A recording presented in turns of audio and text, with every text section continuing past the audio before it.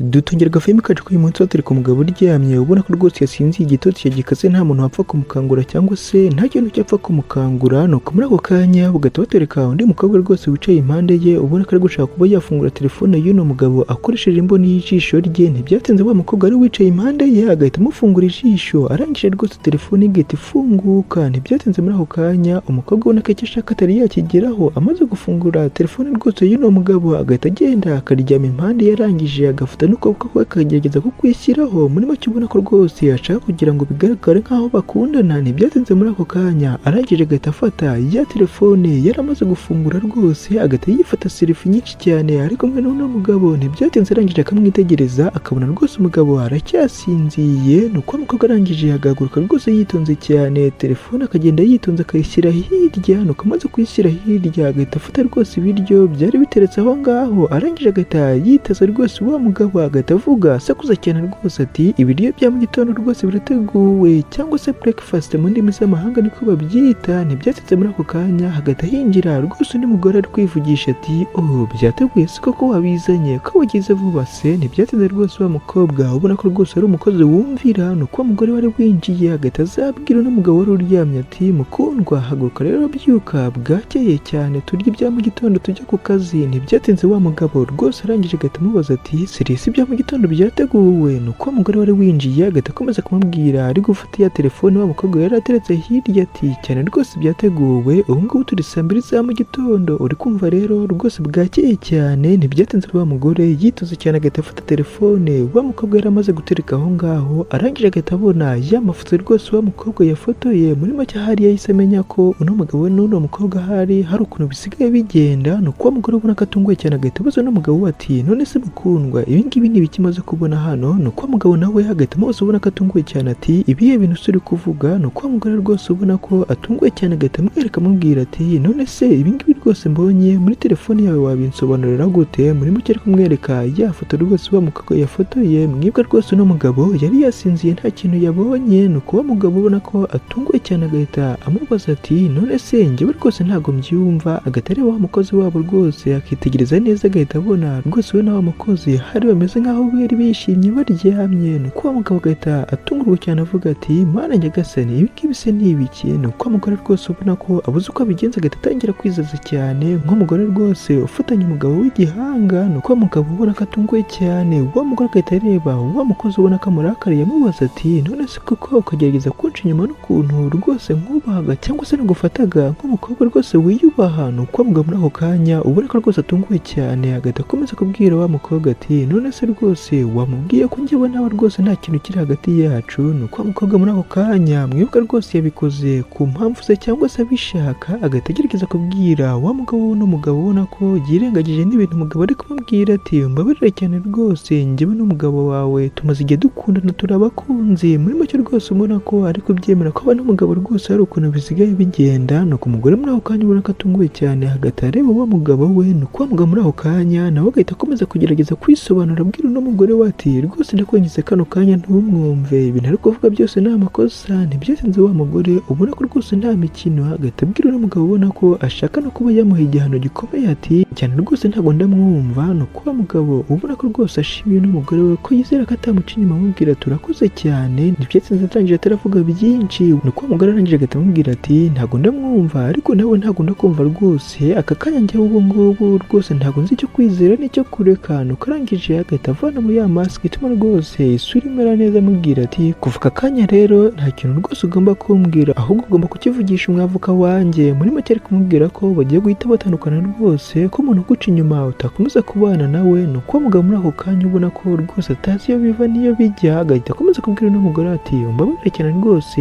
ntabwo nzi uko byagenze nta nubwo nzi ukuntu iyo foto yageze muri telefone yanjye. ubona ko rwose gikomeje gusobanurira wa mugore ariko ubona ko umugore atabyumva. nuko wa mugore arangije agahita amubwira ati ese uribuka rwose ko twasinye ivangamutungo tujya gusezerana. nuko wa mugabo ubona ko rwose yihebye agahita amubwira ati cyane rwose ndabyibuka. nuko arangije agahita akomeza kumubwira ati cyane rwose ndibuka amasezerano twasinye yose ko umuntu uzaca inyuma undi rwose ibi bintu byose azahita bihomba. nuko wa mugore muri ako kanya ubona ko rwose iyi ngingo ariyo yashakaga ko umugabo we araza kuvuga, arangije agahita amubwira ati aya ngaya rero niyo mahirwe yawe ya nyuma yo kuba wabaho ubuzima buhenze cyangwa se ubuzima bw'abakire muri ino nzu. muri make ubona ko agiye guhita amwirukana, nuko agahita akomeza kumubwira ati aka kanya rero rwose njyewe ibimenyetso byose ndabifite yuko rwose unca inyuma n'umukozi wanjye cyangwa se n'umukozi wacu. Nuko arangije agahita anamubwira ubona ko ari seriye ati aka kanya rero nsohokera mu nzu ugende rwose aho urajya ntago mpazi. Ntibyatinze umugore agahita agenda ubona ko rwose amafoto y'igihanga. Nuko uwo mugabo arangije agahita yitegereza uno mukozi rwose ibintu amukoreye, agakomeza kwibaza n'impamvu abikoze. Ntibyatinze wa mukozi nawe arangije agahita afata bya bindi bya mu gitondo yari yarabazaniye akabishyira aho ngaho, arangije agahita yisohokera, umugabo akamusiga aho ngaho. Ntibyatinze umugabo arangije agahita asigara rwose ubona ko ibimubaye hari agahomamunwa kandi atanabizi. Ntibyatinze uko igihe cyakomeje kugenda, wa mukozi rwose muri ako kanya yibereye aho ngaho agahita yumva wa mugore rwose wirukanye wa mugabo ari kuvugira kuri telefone ati cyane rwose ndakumva mukundwa, ngwino rwose mu rugo nta kibazo, umugabo wanjye namwirukanye agiye guhita agenda kano kanya vuba cyane bishoboka. Byumvikane ko rwose uno mugore hari yashaka ko uriya mugabo agenda cyangwa se uriya mugabo utamushakaga. Ibyo byose wa mukobwa cyangwa se wa mukozi ari kubyumva, nuko umugore rwose agahita akomeza kuvuga atembera mu nzu ubona ko nta kibazo afite ati rwose umutego wanjye wafashe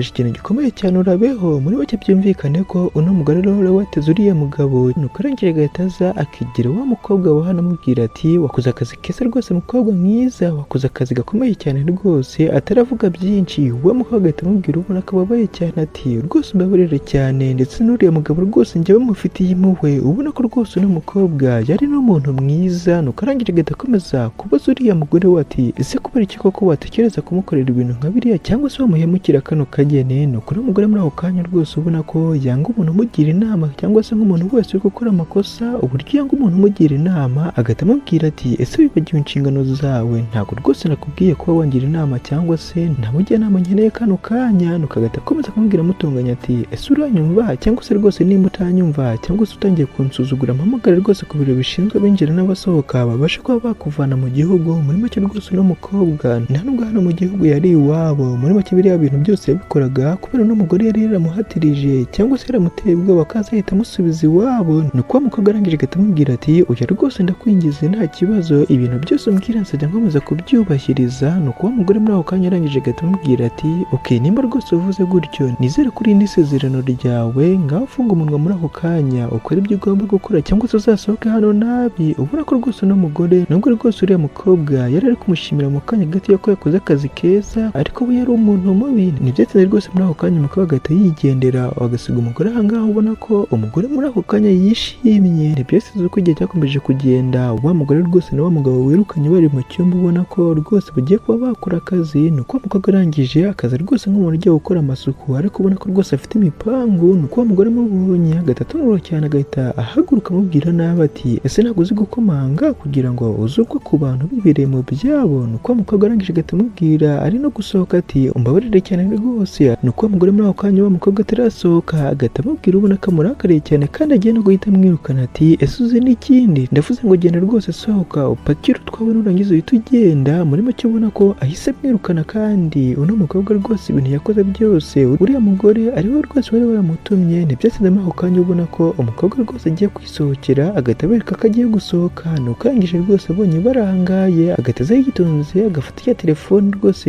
irimo bya bimenyetso uwo mugore yari ari kuvuga, arangije agahita agerageza kuba yasiba amafoto yose yari yafotoye. Ntibyatinze rwose hashize akanya umugore rwose ahagurutse agiye kureba kandi kana agahita abona umukobwa aracyahari, arangije agahita atungurwa cyane amubaza ati none se weho uracyakora cyane koko? Sitwakubwiye ngo usohoke hano? Nuko wa mukobwa muri ako kanya arangije agahita amubwira ati rwose nenda kuba nasukura n'akabati nabonaga rwose gasa nabi. Nuko wa mugore arangije agahita amubwira ati ese usukura ibiki? Ntabwo nakubwiye ngo usohoke hano? Ese rwose nzajya nkubwira inshuro zingahe? Nuko arangije agahita yongera kumubwira ati suka kano kanya rero rwose twikomereze ibyacu. Nuko wa mukobwa arangije agahita amera nk'umuntu ugiye gusohoka, bariya bakomeje gukora ibyabo. Nuko wa mukobwa arangije akaza rwose yitonze cyane agafata ya telefone y'uwa mugabo we yari amaze gutsibamo ya mafoto, arangije agahita atangira gukamera akoresheje ya telefone. Nuko arangije agahita yishyira ahantu rwose ubona ko ibintu biri kubera mu cyumba byose iri kubifata. Nuko muri ako kanya agahita yisohokera. Uko igihe cyakomeje kugenda rero, uko amasaha yakomeje kugenda, mwibuka rwose n'umugore yari yarasezeranye n'uriya mugabo ko umuntu uzaca inyuma undi azahita agenda ibintu byose akabihomba. Ubwo rero muri ako kanya n'umwavuka yari yaje muri make agiye kuba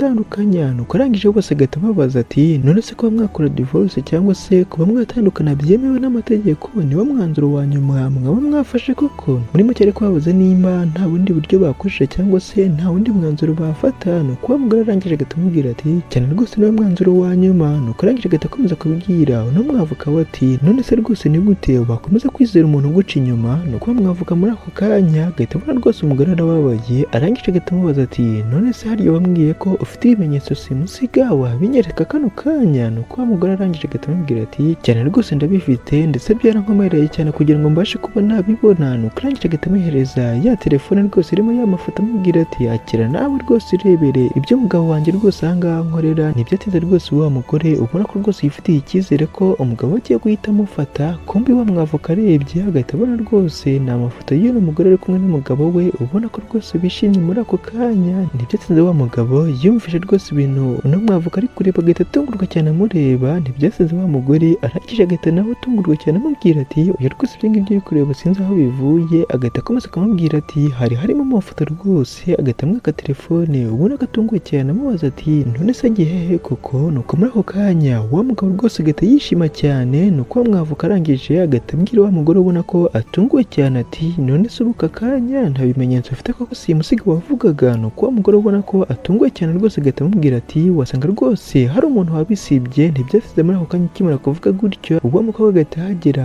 abazaniye rwose icyo baraza gutera mu nda. Nuko wa mugore muri ako kanya amubonye agahita amenya rwose ko ari we wabikoze, ko nta wundi wabikora. Nuko arangije agahita amubwira ati uno mukobwa rwose niwe wabikoze, agerageza gusaba amafoto yose kugira ngo abashe kuba yanshyira mu gatego. Nuko wa mukobwa muri ako kanya ubona ko aticuza n'ibintu yakoze agahita amubwira ati oya rwose njyewe ikintu nakoze nageragezaga kuzabona ubutabera hano cyangwa se kurenganura abarengana. Muri make rwose ari kuvuga uno mugabo nawe ari kubyumva. Nuko muri ako kanya amaze kuvuga gutyo uwo mugore agahita amubwira ati rero narakuburiye ko nihagira andi makosa uzongeye gukora uzahita usohoka hano mu nzu. Muri make ubona ko agiye guhita amwirukana. Nuko uwo mugabo muri ako kanya yari amaze gukiza arangije agahita ahaguruka akagirana rwose akamufata mu kiganza amubwira ati ushobora kuba rero waguma muri ino nzu igihe cyose ushaka rwose nta kibazo. Nuko uwo mugore muri ako kanya agahita atungurwa cyane mu kumva amagambo umugabo wamubwiye. Nuko arangije agahita amubwira ati none se rwose ni gute wafata ibyemezo bijyanye na hano mu nzu utangishije inama cyangwa se tutabiganiyeho? Muri make ariko amubwira ko rwose imyanzuro ya hano yose bagomba kuba bayiganiraho. Nuko muri ako kanya ubona ko amakimbirane ahise azamuka. Nuko mugabo muri ako kanya ubona ko rwose uno mugore we ahise mwaka uburenganzira agahita amubwira ati ntabwo nkeka ko rwose kano kanya ari gutyo bikimeze. Muri make ariko amubwira ko rwose nta mwanzuro n'umwe bazongera kuba bakumvikanaho cyangwa se azajya afata imyanzuro ye. Nuko mugabo arangije agahita amubwira ubona ko rwose umutego yateze ugiye guhita umushibukana ati ahubwo nyine ndakeka wibuka ibintu biri mu masezerano twagiranye. Muri make ariko amubwira ko nawe rwose agiye guhita amurega cyangwa se ibintu rwose bigiye guhita bibibye. Nuko muri ako kanya wa mukobwa rwose agahita amuseka. Ntibyatinze wa mugabo arangije agahita amwegera amusubiriramo ya mategeko ati ngira ngo rwose wamenye ko umuntu uzabeshyera undi cyangwa se umuntu uzaca inyuma rye rwose azahita ahomba ino mitungo dufite hano. Muri make muri ako kanya ubona ko rwose yishimiye n'imitungo yegukanye. Nuko umugore muri ako kanya ubona ko ababaye cyane bitewe n'ibintu abuze. Nuko arangije agahita agenda ubona ko yivumbuye. Ntibyase rwose umugabo na wa mukozi we basigaye hano. Isomo rero twakugira muri iyi nkuru nuko mu buzima bwacu bwa buri munsi kugerageza gushuka cyangwa se kwiba bitera ibibazo gusa. Kuba inyangamugayo akaba ariyo nzira nziza yaguhuza n'abantu beza, kandi koko ibyo ukora umunsi ku munsi bizakugarukira. Jya ukomeza gukora ibikorwa byawe byiza nubwo biba bitoroshye. Imana izajya igufasha nabyo bicemo neza. Nimba nawe rero nkuri kwigishije cyangwa se gushimishije bidusangize wandika muri komenti. Ikindi ntiwibagirwe like na subscribe nimba ari ubwa mbere uje kuri iyi channel. Ikindi ntiwibagirwe no kuba wayisangiza inshuti zawe kugira ngo nabo babashe kuyibona. Murakoze cyane rero mwari kumwe nanjye King F, ndabashimiye mukomeze kugira ibihe byiza.